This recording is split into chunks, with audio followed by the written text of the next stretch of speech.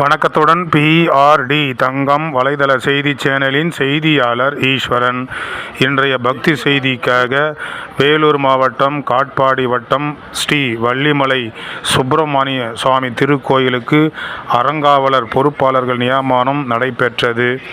இதில் ஆற்காடு நகரத்தைச் சேர்ந்த தொழிலதிபர் AV சாரதி அவர்கள் ஸ்ரீ வள்ளியம்மை, ஸ்ரீ முருகப்பெருமான், ஸ்ரீ தெய்வயானை ஆகிய தெய்வங்கள் குடிகொண்டிருக்கின்ற வள்ளிமலை ஸ்ரீ சுப்பிரமணிய திருக்கோவிலுக்கு அறங்காவலர் குழு தலைவராக நியமிக்கப்பட்டனர்.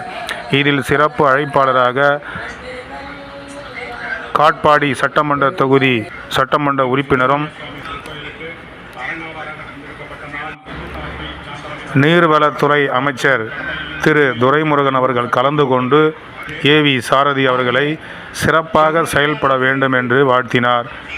அத்துடன் ஸ்ரீ பாலமுருகனடிமை சுவாமிகள் கலந்து கொண்டு AV சாரதி அவர்களுக்கு மலர் மாலை அணிவித்து பொன்னாடை அணிவித்து ஸ்ரீ வள்ளியம்மை திருக்கோயிலை வலம் பெற செய்ய வேண்டும் என்று வாழ்த்தினார்.